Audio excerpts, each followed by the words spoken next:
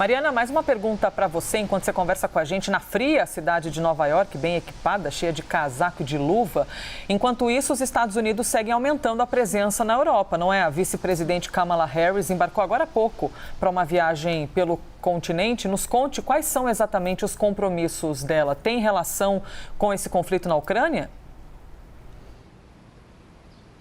Sim, Elisa, exatamente. O que acontece? Os países ali no leste europeu, eles pedem muito pela presença dos Estados Unidos, pela presença das tropas da OTAN, porque eles temem que a invasão russa não vá parar na Ucrânia. Então, vários representantes aqui do governo americano têm viajado para aquela região nas últimas semanas e agora a vice-presidente Kamala Harris, que vai para a Polônia e depois se encontra também com autoridades da Romênia. E lá na Polônia, Elisa, a Kamala Harris deve discutir um assunto que é a questão do envio de jatos da Polônia para a Ucrânia. O presidente ucraniano Volodymyr Zelensky pediu esses jatos e aí estava uma conversa entre as autoridades polonesas e as autoridades americanas para ver como é que isso deveria ser feito, quando as autoridades polonesas anunciaram o envio desses jatos, o transporte direto para uma base aérea da Alemanha. E aí o Pentágono, aqui nos Estados Unidos, disse que essa ideia não é sustentável, porque você não pode voar esses jatos a partir de uma base aérea da OTAN na Alemanha